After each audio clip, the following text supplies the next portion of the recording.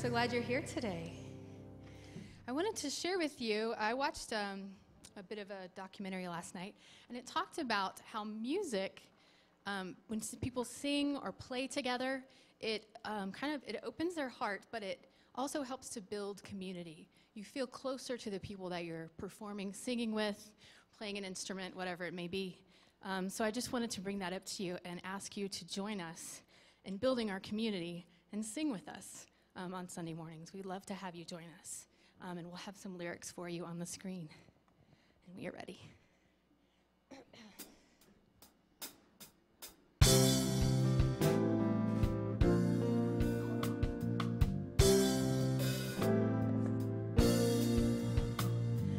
I am a child of this universe. The ocean dances at my feet.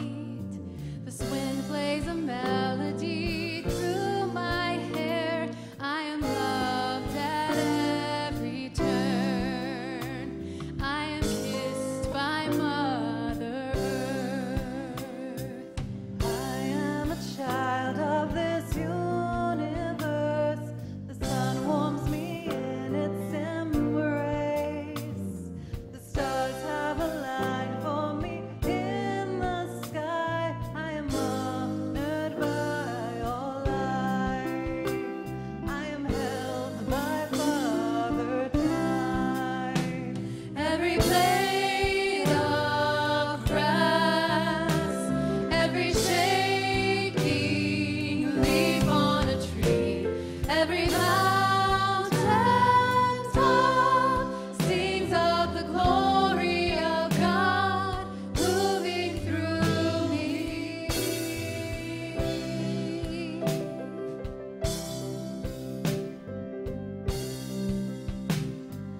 I am a child of this universe. Through my breath, all of life can breathe. I plant the seeds with my every dream. I can love at every turn. Give a kiss to Mother Earth. I am a child of this universe. I greet the God in each face.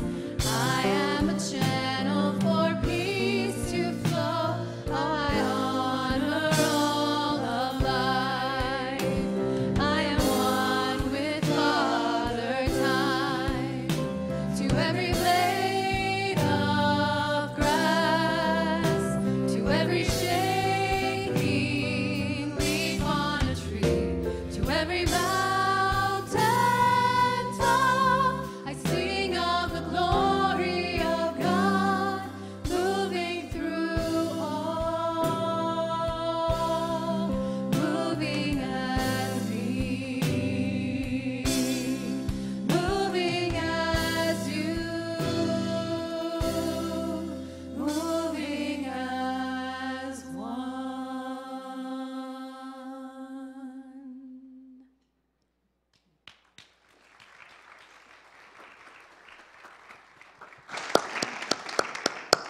Good morning, everyone.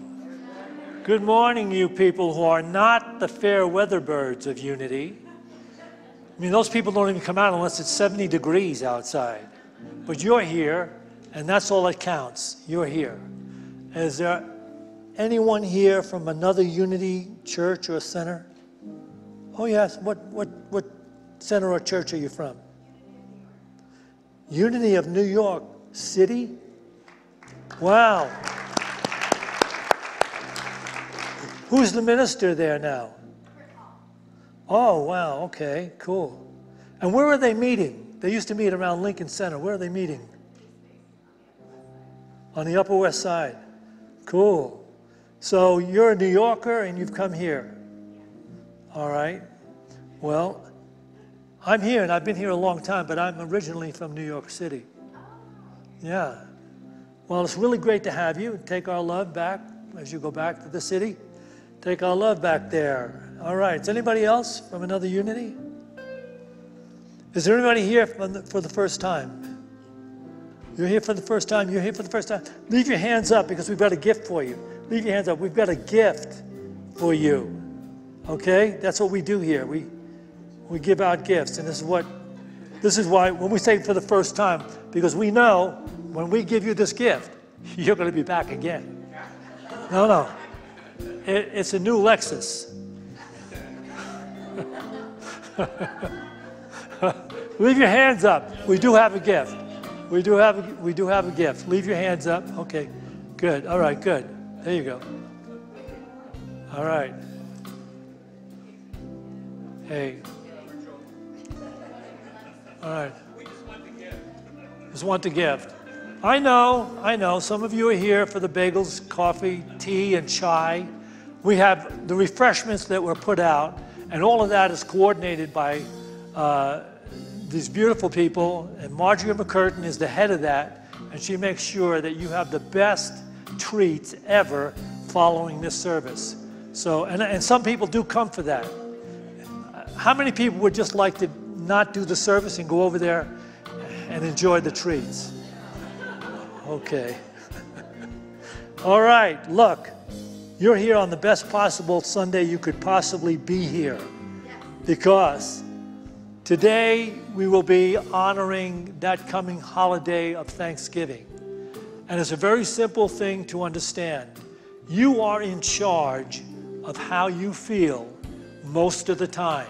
I'm talking about 90% of the time, you're in charge. And Syntysche is going to relate that to you in such a way that you'll never forget it.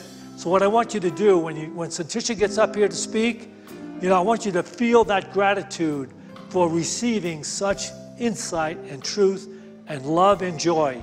You're going to love this service. All right.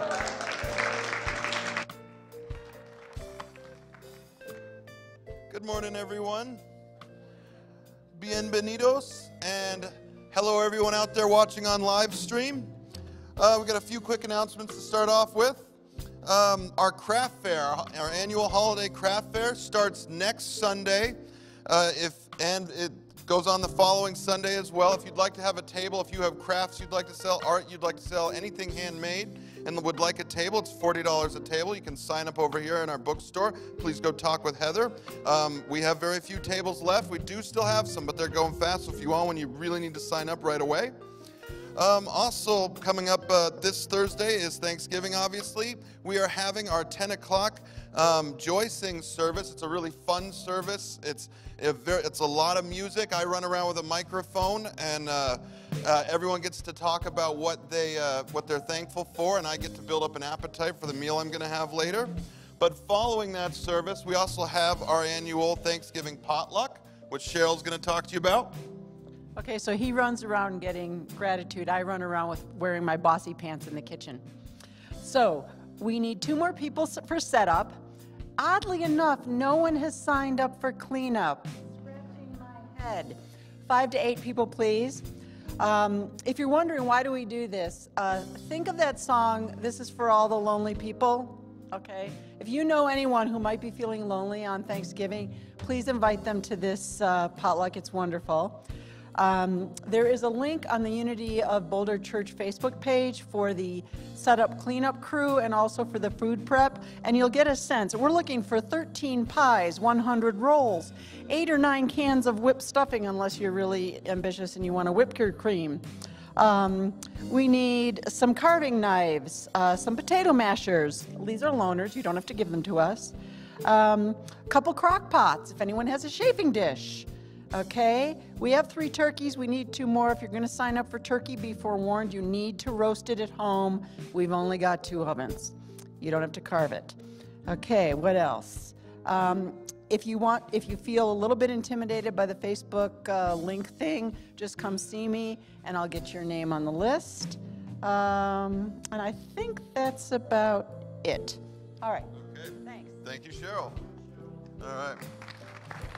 She's running our whole potluck today, so thank you, or our whole potluck on Thursday, so thank you very much, Cheryl. That is always a very well attended event. It's a great time to just have fellowship on Thanksgiving right over here in Fellowship Hall. Everyone is welcome. All the lists all the list of food that Shell just spoke of, there is actually a sign-up sheet in the lobby. It's this big on an easel. If you'd like to sign up to bring any of the items she just spoke of, please sign up out there. We are also today following the service at 1 o'clock. The staff here, we're all going to go out to 3 Margaritas, which is right over here, and have lunch. It's right over there at 28th and Iris for reasonably priced Mexican food. If you'd like to come join us, we would love to sit and hang out with you.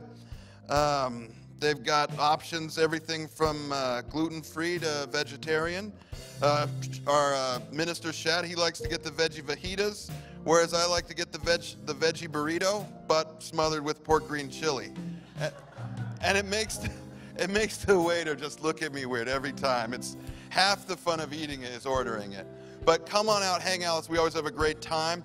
Also, today is our last day where we're selling Christmas wreaths. And those are we are asking for a love offering of $37 for each one. And then after today, we're going to order them. You can get them out here in the lobby. It's a fundraiser for Unity of Boulder here. They're the best, beautiful wreaths you're ever going to see. So they are worth it. And finally, we are always asking for if you have any old iPads, tablets, even smartphones, or flat screen TVs, so you're going to upgrade this Christmas to a bigger screen or something like that. We have need for any of these items. If you have any you would like to donate to help us work on we're actually trying to build up our ability to also put our services out in Spanish. So this would really help us out. And that is all I have. You're welcome.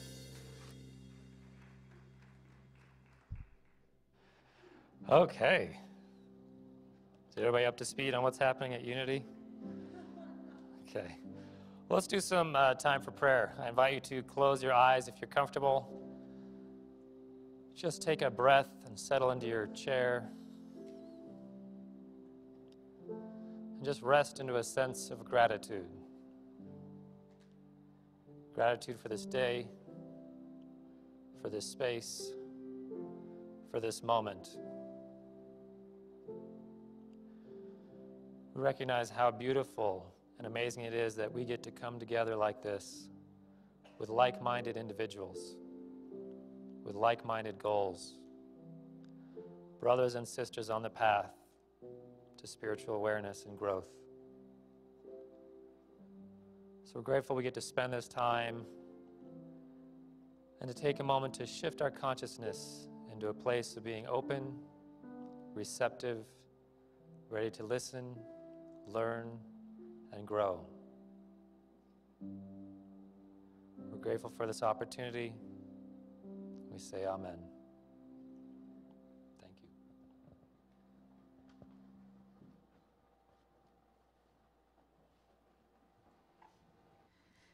So let's keep that spirit of prayer as we sing this song, When I Pray.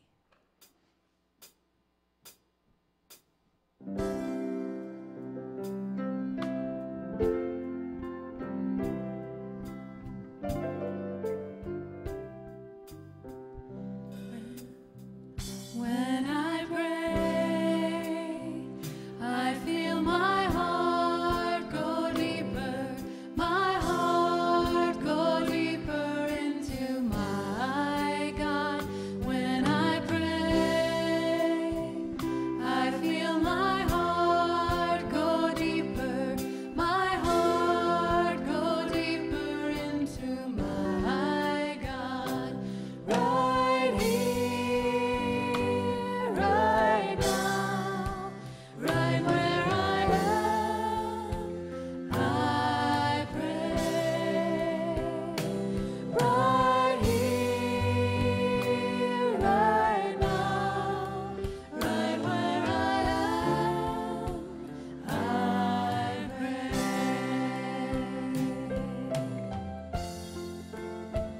Now we feel our soul go deeper.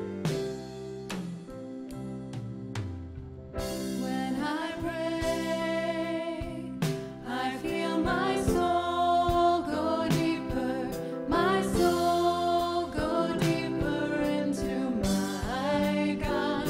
When I pray, I feel my soul go deeper,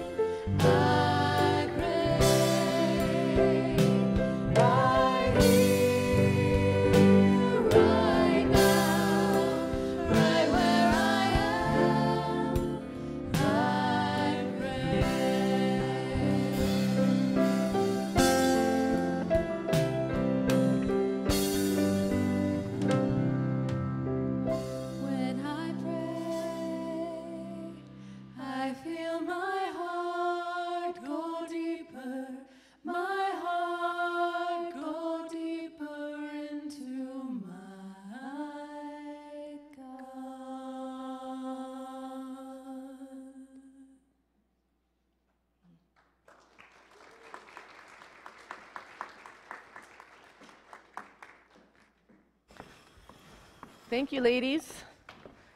Sound beautiful. Good morning, everyone. Nice to see you all here on this crisp, beautiful, sunny Colorado day. My gosh, do we live in a beautiful town or what? I mean, this is gratitude. This is a gratitude talk, and it's called The Gratitude Effect.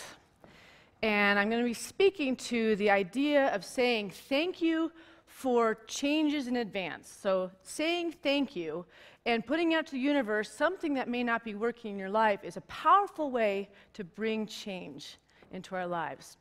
And I'm in the middle of a prosperity class that I'm teaching, and a few weeks ago they were working on saying thank you for things that they no longer desired for. So saying thank you that something has shifted, that I'm now healthy and I've overcome something, or I thank God for my family being in town for Thanksgiving, or I thank God that I'll have joy at this season if I've in the past not felt joy during this season. You know, saying to the higher consciousness in ourselves that we're already receiving that which we desire.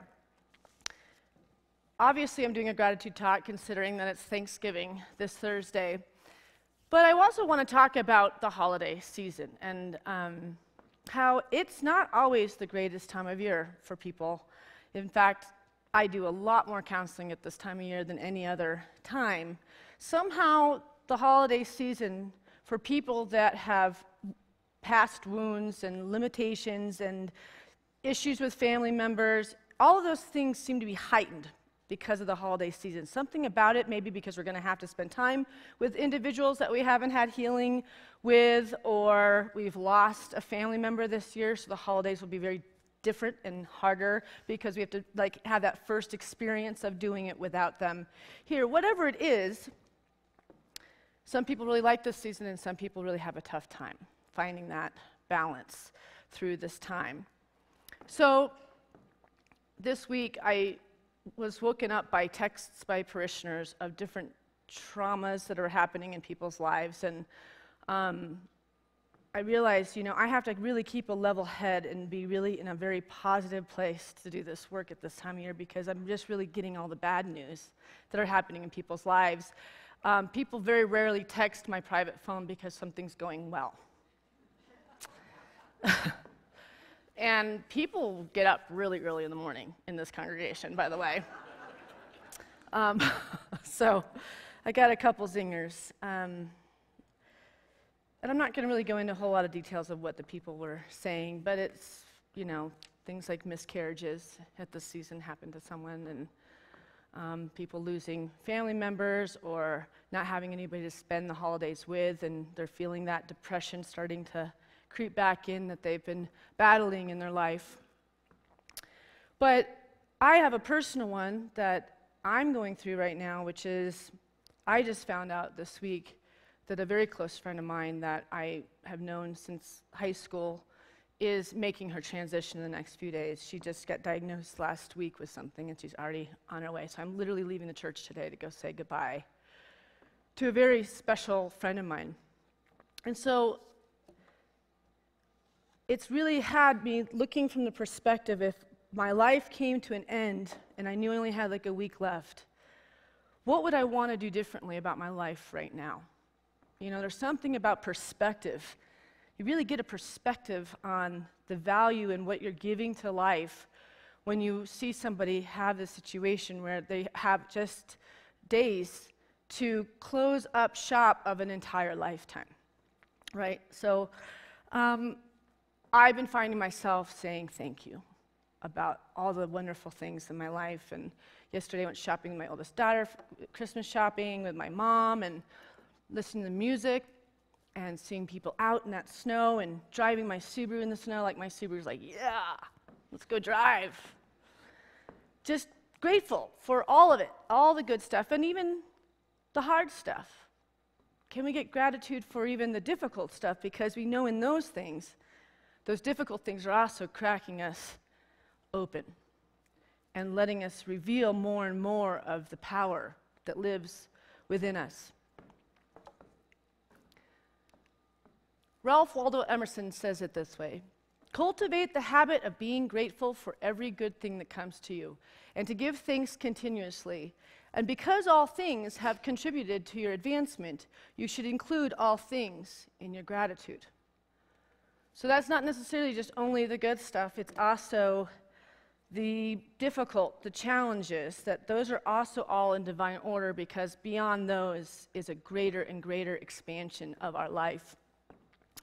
So sometimes we have to remind ourselves of what it's like to be happy if we're really not in a good place, right? So children are a great way to remember how to be happy, right? Just watching people's children at this time of year, there's such a magical feeling. Like my kids, we just put the Christmas tree up this week, and I always do it early because, well, December is just like a blur for, when you work in the church work, we're here every night, it's rehearsals, we're getting ready for the candlelight services with dancers and singers, and it's awesome, but this is probably my last few minutes to kind of enjoy that space with my kiddos.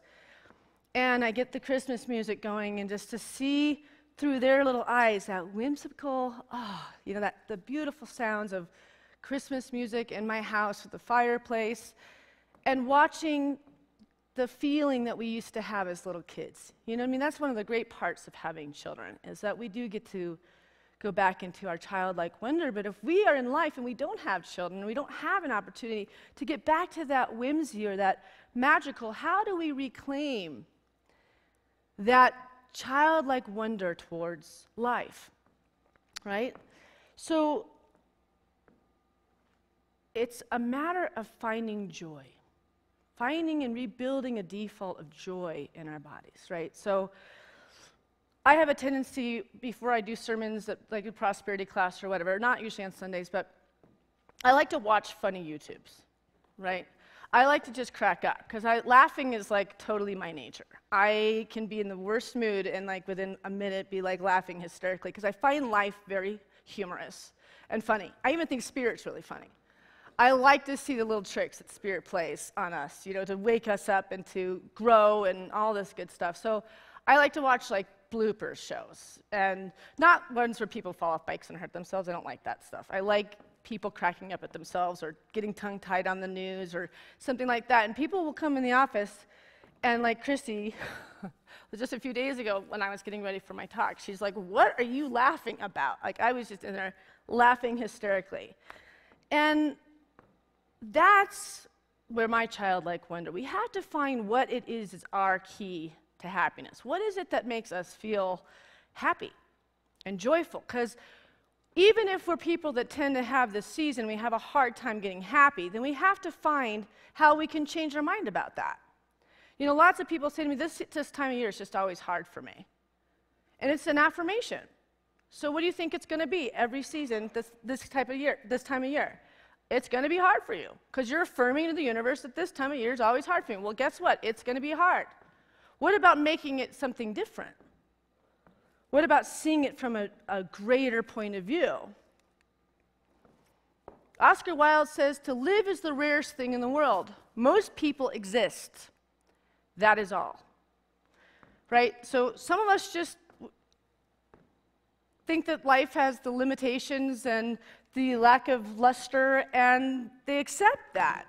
They accept that that's enough. And honestly, we're here to overcome that. We're here to find joy in the places that we haven't in the past. We're here to bring healing to the physical body that's not working so well. We're here to overcome these things because we want to see that the Christ light lives within us. And these seasons are supposed to be about getting happy and joyful and community building and connection.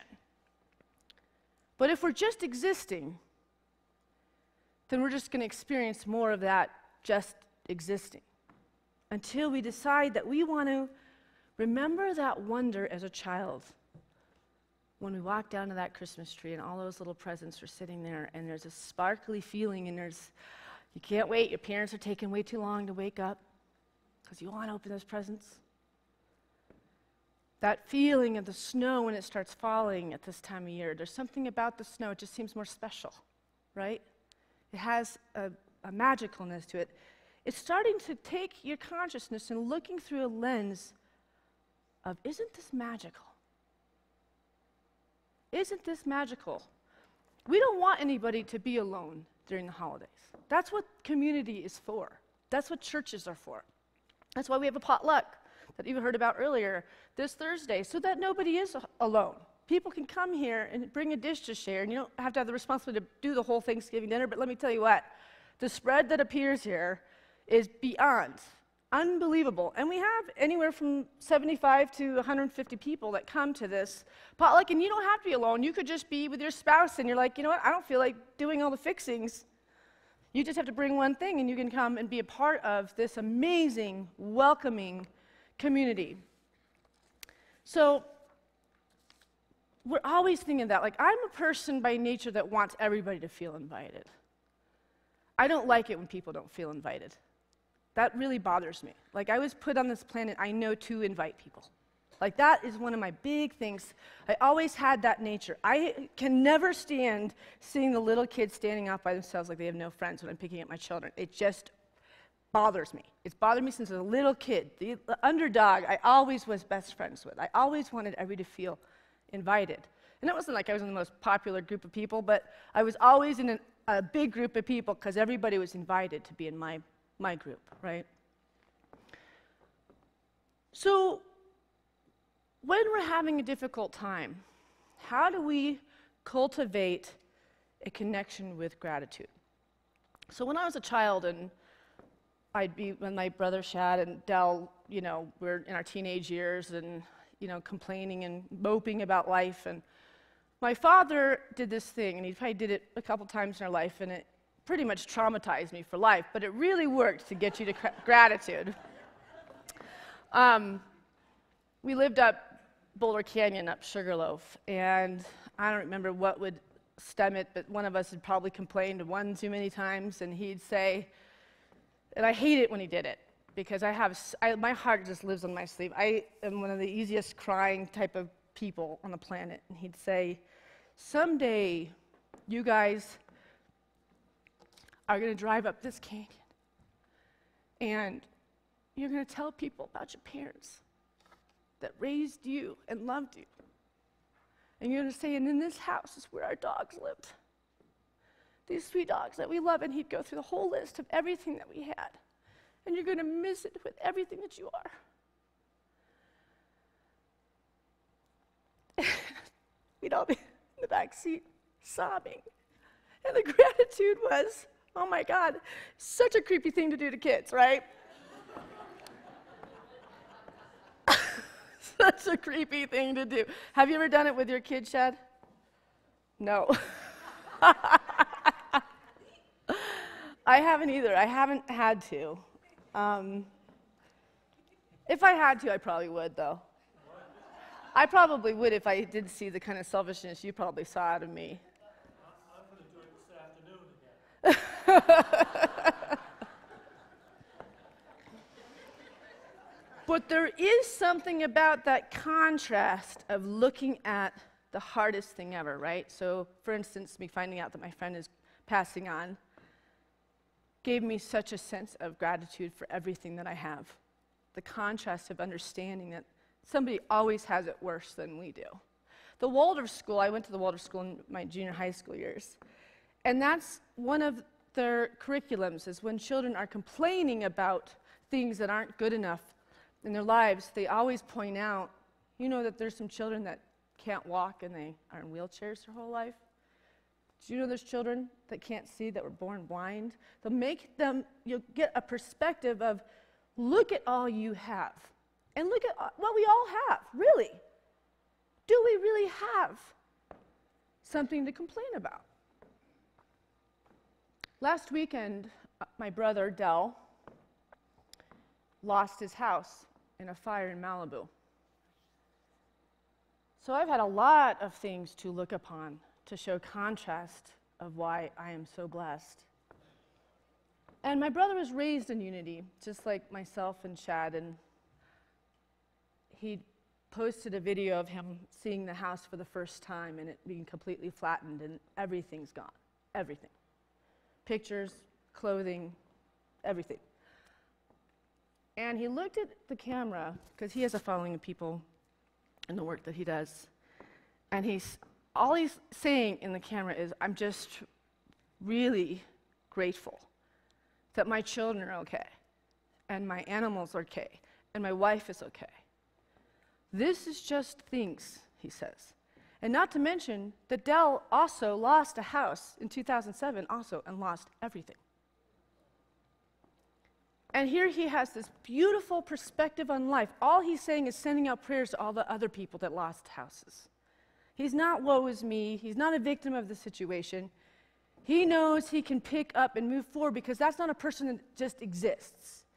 He's a Christ being just like all of us. He knows how to cultivate God through his experience in everything that he does, just like we do. We live this. We love this. We know how to handle the difficult times because we know how blessed we are.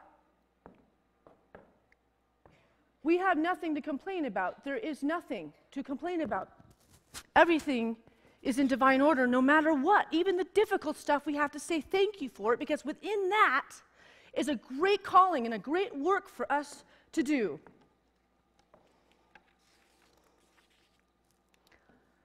In Love Without Conditions by Paul Ferrini, it says it this way.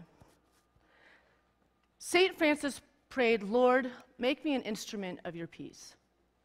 He was willing to be present and to be used as a vehicle for the divine energy, and he did not take credit for a vehicle for the divine energy, and he did not take credit for what was done through him. He was content to be the hollow reed through which the sound comes. When we don't need credit, we are content to be the flute in Krishna's hands. There's nothing more wonderful than being the empty vessel through which the universal energy moves. Every mother that gives birth knows the joy of being the vessel, even though the process of giving birth can be challenging.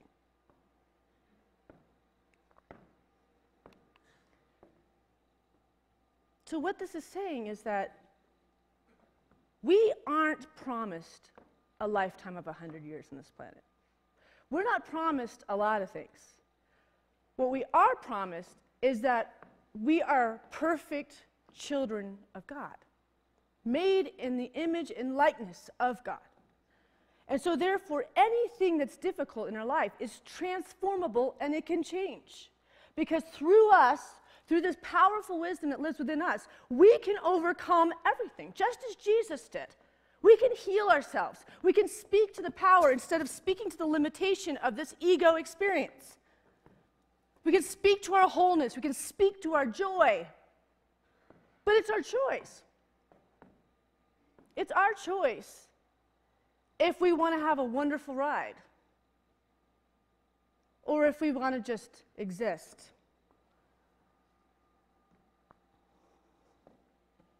Reflecting on beauty is a great way to come into the resonance of beauty, period. So that you can match with that into the presence and find areas small or big and match that energy. Joy and beauty is the most alluring qualities that we have.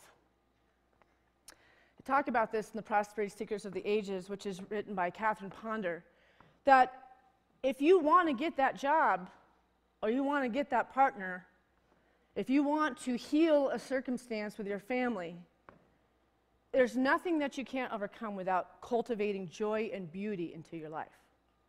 Nobody wants to be around the nitpicking victim person that wants to bitch about every single thing that's not going well. We avoid you. We don't want to be around it. We're too evolved for that. But when we want to be around joy and beauty and people that are alluring and kind and talking to the glass that's half full and talking about their children's wisdom and seeing from an eagle point of view and talking about nature and bears and baby bears, kittens.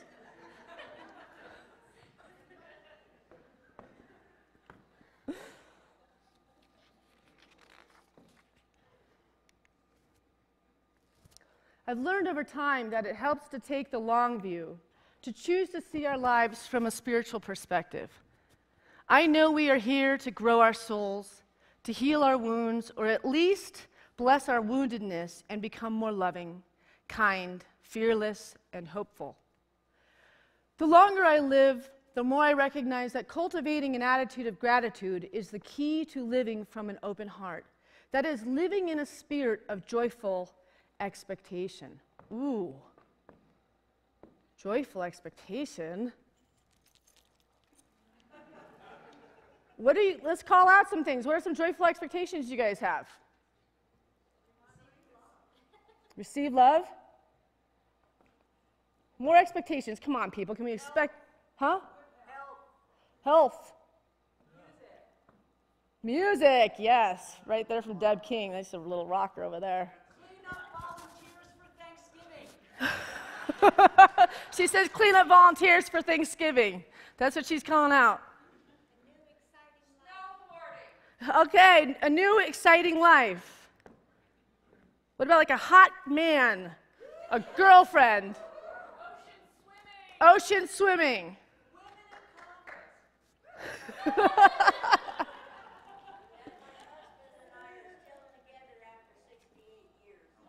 Awesome. 68 years of marriage, celebrating that.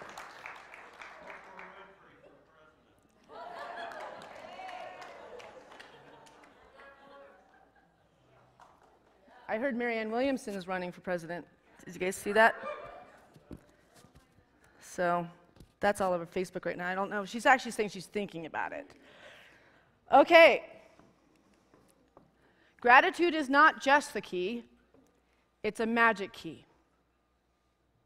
Gratitude is not just the key. It's a magic key. That should be written on your dashboard in your car. That should be on your mirror when you wake up in the morning. If you're saying thank you when you're going to bed and you're waking up with thank you and not grudging about the job that you have to go to or the stuff you have to face, you start with a thank you statement, you are going to build a subconscious mind of gratitude and you will be a happy person. You will no longer say that the holidays are difficult for you and bring up hard times. In Everyday Enlightenment, Dan Millman says it this way. Like the weather, emotions are always changing. All feelings, whether positive or negative, fade over time unless they are re-stimulated. Love and hate both pass. So do grief, excitement, rage, joy, and fear. If you want love, happiness, peace, abundance, etc. on a more consistent basis, you need to cultivate and re-stimulate it. If you want grief to fade, avoid re-stimulating it with reminders and associations. We're the ones that are speaking to these areas of our life. We're the ones that are either choosing power or shame. We are either choosing limitlessness to victimhood. We're the ones that make the meaning for everything. Every single thing that happens in our life, we're the ones that decide if this is good or if this is bad. So why not start looking at it, this is good, even though it doesn't look so good, because watch, it will start to become good. Thank you for this season. I love this time of year. So my mom has been babysitting my kids on Tuesday nights because I have my prosperity class here. And after she watched the kids, not this last Tuesday, but the Tuesday before I get home, and my mom left, and Katya goes, we need to talk. And I'm like, what? She's like, well, Gilly, my dog, who's 1 year old, my mom carries this like perfect looking like rawhide purse, okay? And it has all her stuff in it. So he basically dumped her whole purse and like went through all of her wallet, and like all of her credit cards were like all over the living room. Luckily he didn't eat those, thank God. Well, my mom was in the kitchen making burritos for the kids for dinner. And Katya goes, Nana, Nana, and she comes out, and my mom said she just looked at this pile and could not take in, what am I looking at here? Like this dog exploded her back. I mean, it was a mess. And she goes, your mom has got to get in control of this dog. This dog needs discipline, right? Which he does, but I'm a huge pushover, and I love this dog more than life itself. And she cleans up the whole thing. She gets the whole purse put back together, and then she heads into the kitchen and sees Gilly standing there with 2 burritos hanging out of his mouth.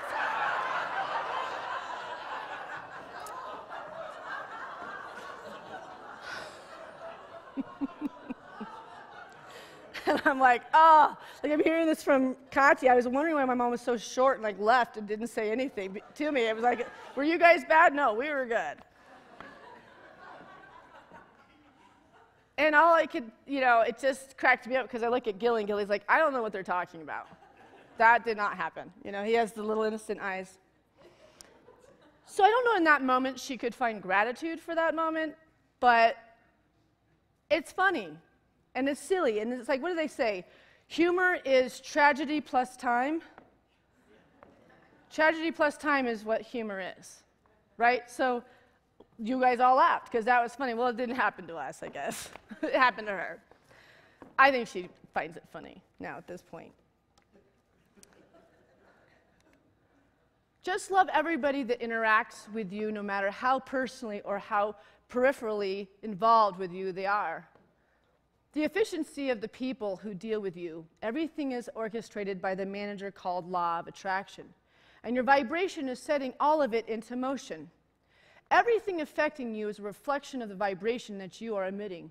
Spend more time focused upon your dream than upon the reality. The reality gives birth to the dream, but the dream is where you were wanting to put your attention.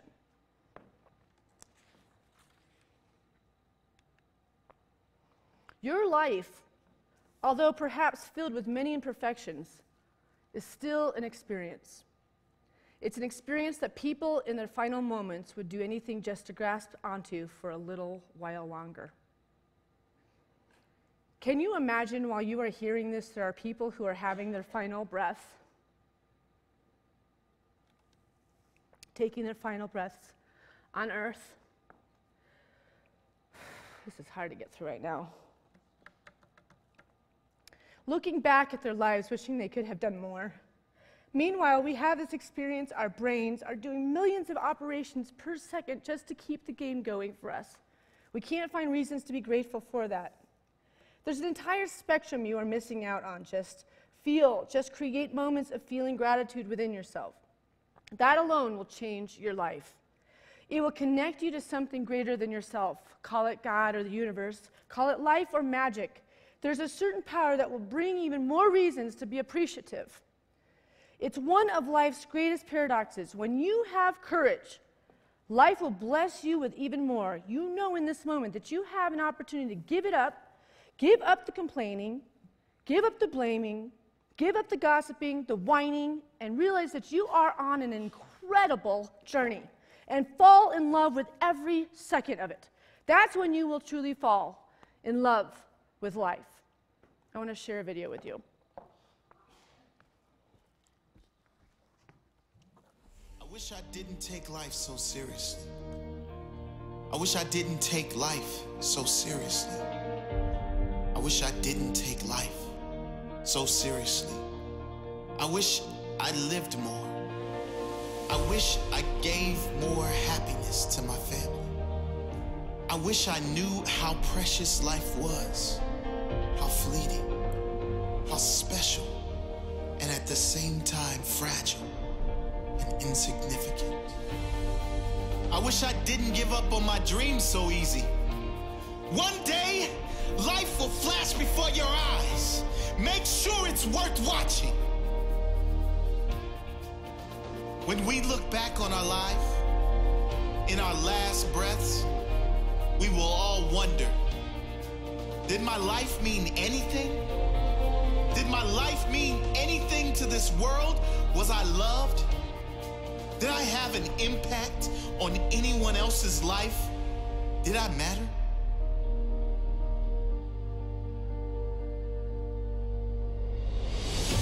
We won't be worried about our bills. We won't be worried about our hair. We certainly won't care about our favorite TV show. We won't spare a second thought of others' opinions and judgments. Did I matter? Before you reach that last breath, today might be the time to make a change. Make your life matter. One day, it will be over. There will be 2 dates, either side of a dash. Make sure that dash is not empty. Make sure it is full of life, full of living. Oscar Wilde once said, "To live is the rarest thing in the world. Most people exist. That is all." And he was right. Don't live like everyone else. Existing. Be extraordinary. Live every moment with passion and wonder. Don't take anything or anyone for granted. What is important to you?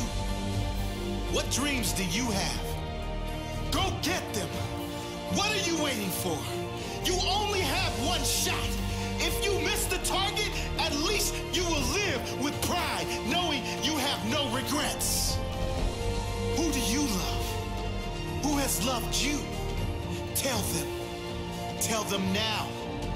You never know when it will be your last chance. Don't take this magical thing called life for granted. Keep your head when everyone else is losing theirs. Trust yourself when everyone else doubts you. Master your dreams when all others give up on theirs. Be the captain when everyone else is content being the crew. Be the lion when all others are playing sheep. Be the leader when all others are following. Live each day as if it may be your last on earth. It may be. Leave your legacy.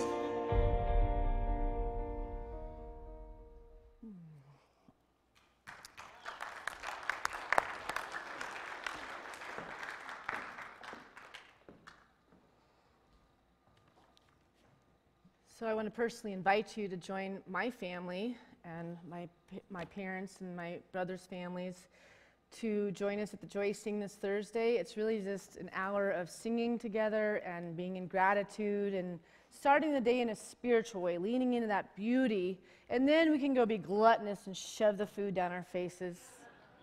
So that's at 10 a.m. at the Joy Sing, and then the potluck happens right after that. So just know that you're invited, and if there's anything we can do to make the holidays more beautiful, make sure you come on Sundays. We have incredible artists each Sunday, and then the Christmas Eve shows that we're going to be putting on are going to blow your mind. All right, let's take an offering for unity.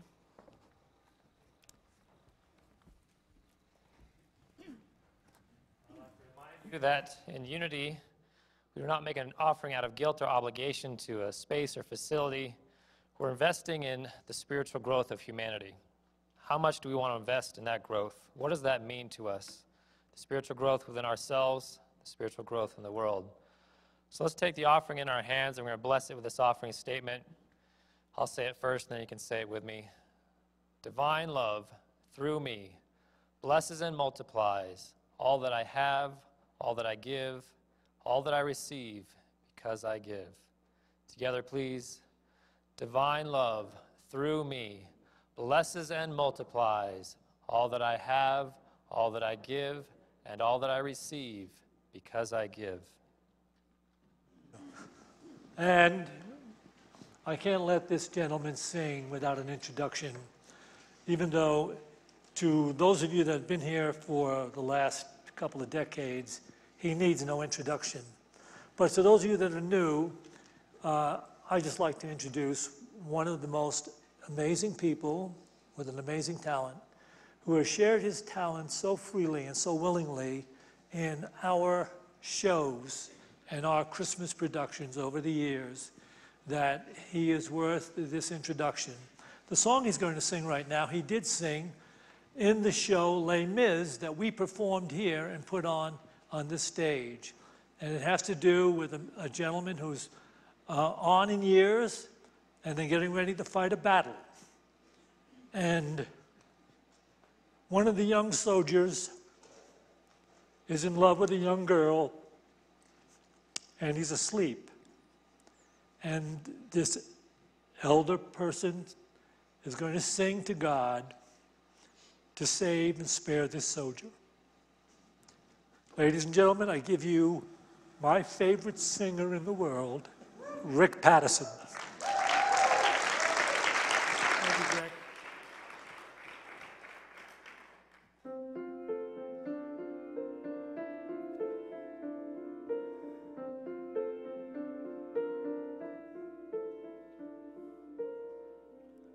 God on high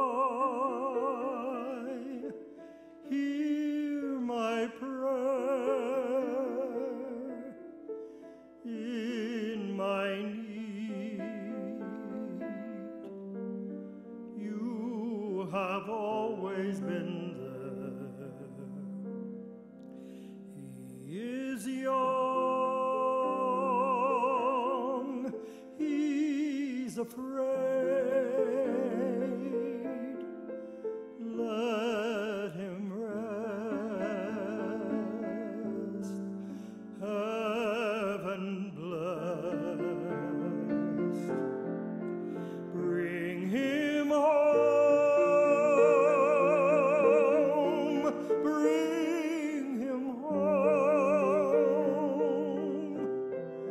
bring him home. He's like the son I might have known if God had granted me a son. The summers die one by one, how soon they fly on and on, and I'm old and will be gone. Bring him peace, bring him joy. He is young, he is only a boy. You can take, you can give. Let him be, let him live. If I die, let me die. Let him live. Bring him home, bring him home, bring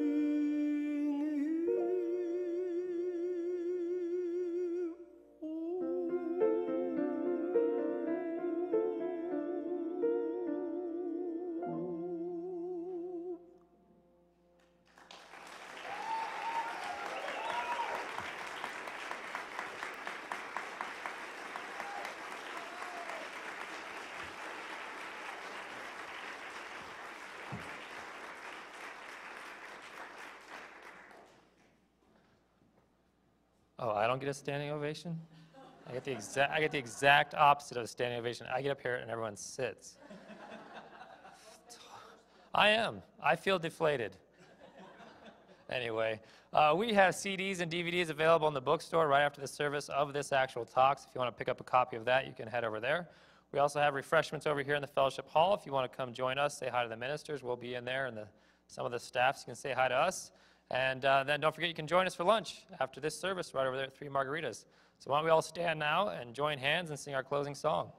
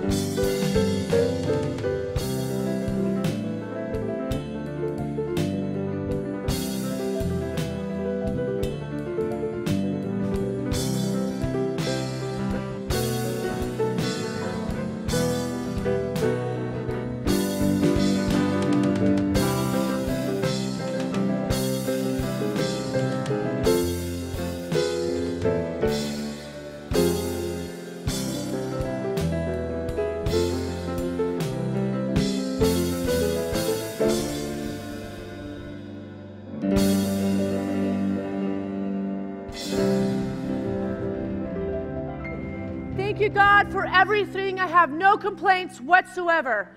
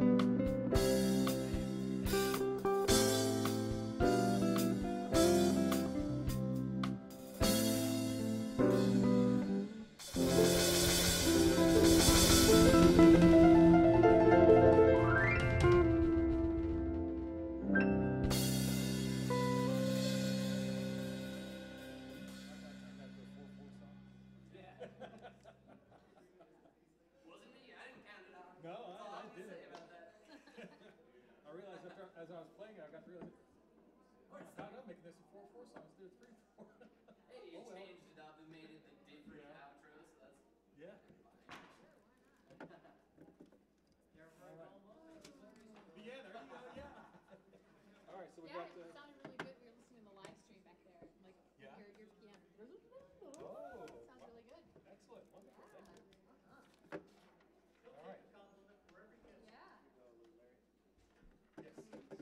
So I was going to ask you guys, so like, for example, we were singing Child of This Universe, and I wanted to slow it down, but I didn't want to turn around and be like, let's slow it down.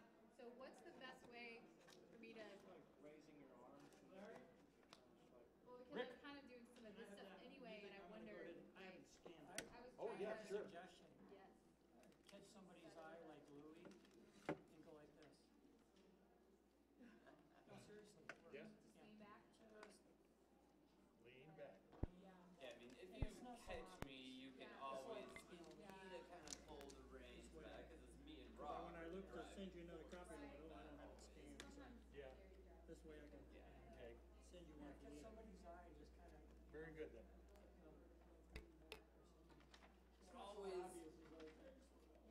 Always the best way is to just count us off in the first place. If you have your tempo in your mind better than we have it, then you better count us off. Which normally